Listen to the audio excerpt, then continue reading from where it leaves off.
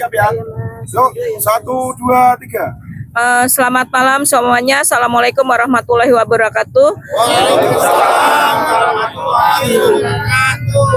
Ini kita tidak merekayasa. Mereka semua ini adalah salah satu korban dari ex karyawan Suwondo yang sudah bekerja 20 sampai dari mulai 20 tahun sampai 18 tahun itu yang di PHK secara tidak lazim ya, karena mereka ikut tes tapi tidak tahu hasil tesnya. Akhirnya mereka di PHK tidak mendapatkan kompensasi apapun. Jadi tidak mendapatkan distribusi apapun di sini. Mereka dengan usia yang sudah sulit untuk mendapatkan pekerjaan kembali itu merasa sangat terintimidasi. Yang katanya rumah sakit Suwondo itu ekspansi biaya ya, pengurangan biaya biar tidak ada biaya-biaya yang banyak, tapi ternyata kok ada perekrutan baru ya Mas ya. Dan harusnya pertamanya seperti itu ya gitu. Jadi oke, di sini saya langsung ya, ini tidak rekayasa semua, ini mereka semua yang menyatakan mereka adalah korban dari rumah sakit Suwondo. Tuh, Bapak disebutkan namanya ya Pak ya. Sudah berapa tahun?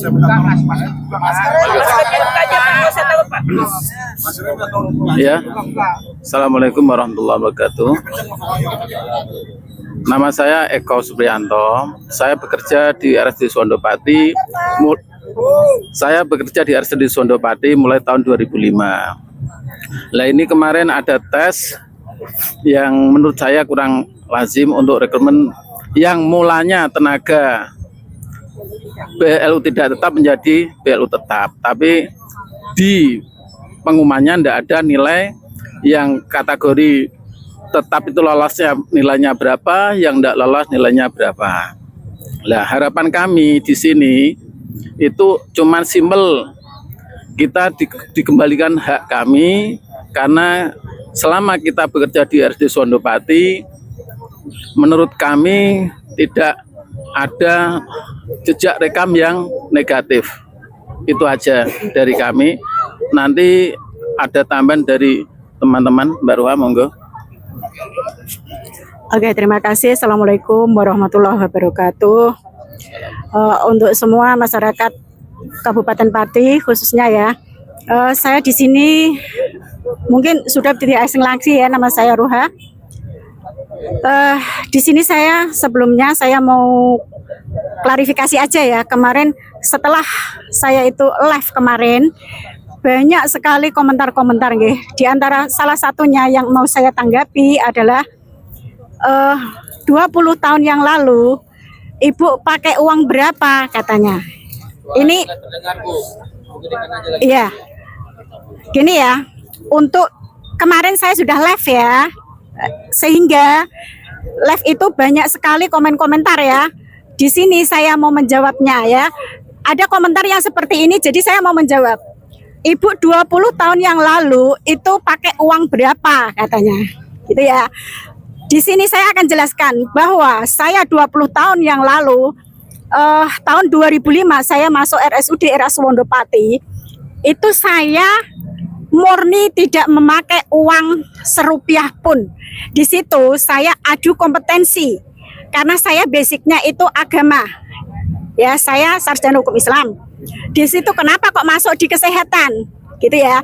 Di RSUD Suwondopati tahun 2005 itu mengajukan untuk formasi kerohanian. Di situ membutuhkan 2 tenaga kerohanian Islam putri dan kerohanian Islam putra. Di situ yang menyeleksi tes lewat MUI Pati, Majelis Ulama Indonesia Pati. Karena MUI Pati adalah basicnya keagamaan. Nah, di situ untuk peserta yang lolos putri, alhamdulillah saya keterima yang lolos putri. Jadi saya 0 rupiah untuk masuk di RSUD Suwondopati. Saat itu gaji saya Rp325.000 tahun 2005. Saya masih tetap tahan sampai sekarang. Karena saya untuk gaji memang saya tidak nomor 1. Gitu ya. Memang saya di rumah, basicnya saya itu tidak suka apa ya, Tenaga. ibu rumah tangga gitu ya, karena saya punya keahlian keagamaan. Oke lah, ada lowongan di Suwondo, oke saya ikut kompetensi itu, akhirnya alhamdulillah saya lolos, saya teruskan seperti itu. Jadi kalau bilang ibu pakai uang berapa tahun 2005 itu, 0 rupiah, saya adu kompetensi saat itu yang menguji dari MUI Pati gitu ya, oleh Bapak almarhum Najib Rumahin Daleme Tayu saat itu. Terima kasih, saya klarifikasi seperti itu aja ya. Ini ada teman-teman juga kami yang kurang dari 20 tahun mengabdi di Suwondo juga. Yuk kita berdiri Bapak Ibu. Di sini saya mau bertanya ya Bapak Ibu dari semua korban-korban ex Suwondo ya. Apakah di sini kemarin yang pada saat itu masuk di Suwondo itu ada yang pakai uang Bapak? Murni untuk seleksinya tidak ada, ini murni ya Pak. Jadi adu kompetensi semua. Rata-rata di sini sudah 10 sampai 20 tahun bekerjanya ya Pak ya. Adakah satu alasan yang jelas dari pihak rumah sakit memecat kalian? Assalamualaikum warahmatullahi wabarakatuh. Saya Mika Alfidianto. Saya kerja di RSU Suwondo Pati sudah 10 tahun. 10 tahun. 10 tahun bekerja di RSU Suwondo bagian IGD. Dulu waktu masuk saya 2015 ikut seleksi. Ini ada buktinya, kartu peserta ujian saya waktu di GOR Pati dulu. Nah kemarin kan bilang waktu tidak ada seleksi apa-apa, ini saya punya buktinya. 2015 saya ikut seleksi. Waktu itu di GOR Pati. Ya sudah. Sekian, terima kasih dari saya. Sebentar, saya mau tanya, jenengan pada saat itu benar-benar murni seleksi. Ya ikut GOR Pati. Dan ketika ada pengurangan karyawan ini, kalian kan ikut tes kembali ya? Ya, dites kembali. Apakah itu tesnya itu ada dari perusahaan itu, dari pihak rumah sakit ya, dari SDM itu menentukan nilai yang harus kalian? Tidak ada sama sekali. Tidak ada sama sekali. Cuma tercantum itu. Terus pegawai begitu tetap pengumuman, tetap.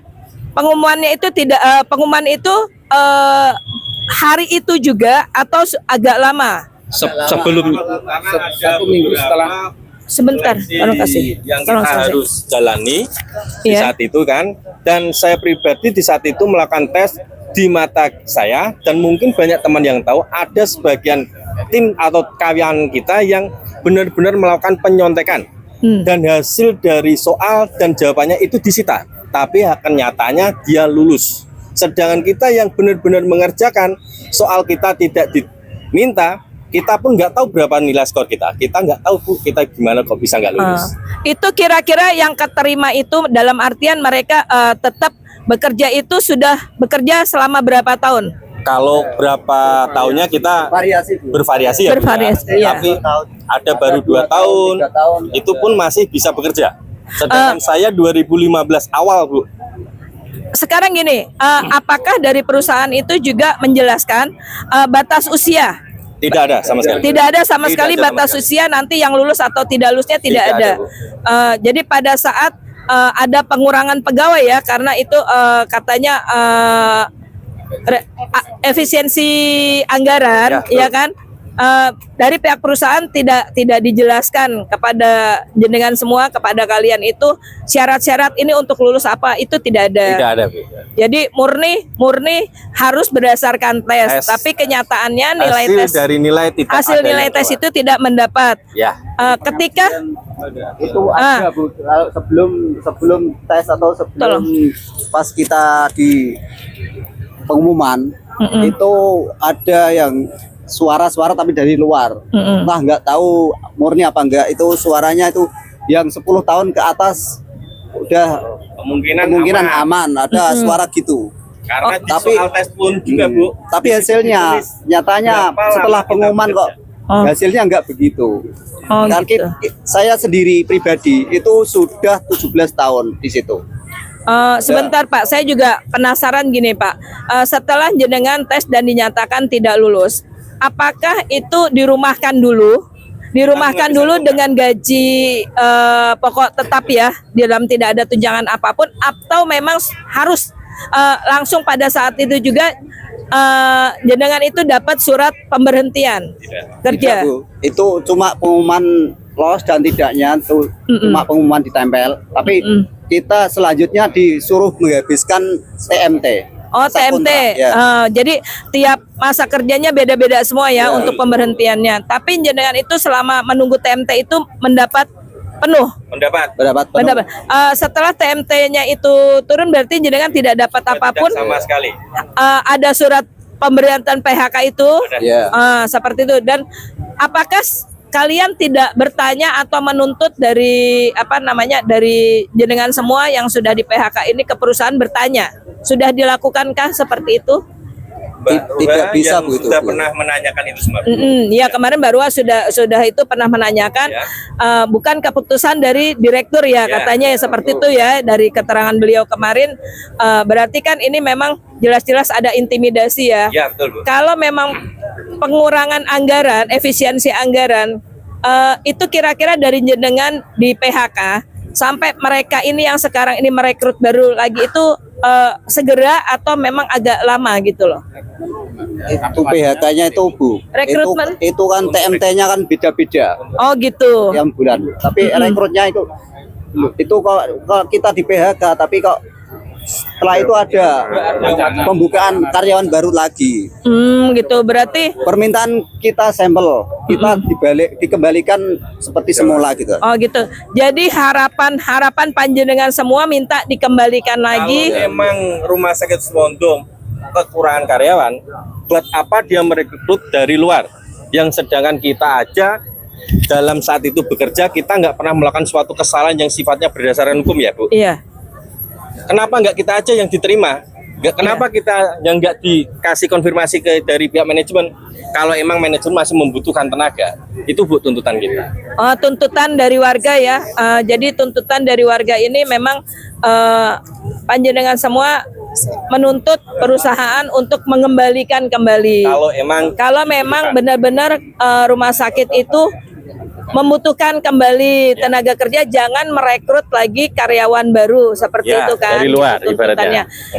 Misalkan ini seperti ini, apakah jenengan juga punya tuntutan? Misalkan jenengan sudah tidak di PHK, apakah jenengan juga harusnya kan mendapat, karena sudah bekerja 10, ada yang 10, 20 sampai 20 tahun itu kan harusnya memang mendapatkan minimal penghargaan lah ya, uang tali asih gitu. Apakah jenengan menerima uang tali asih? Saya pribadi cuman menerima dari JMO. Kalau JMO itu kan memang uang kita sendiri. Uang jenengan sendiri kalau JMO Dari itu kan bukan dari manajemen, Bu, perusahaan. kita nggak mendapatkan Serupiah apa-apapun. tidak ada seperti itu.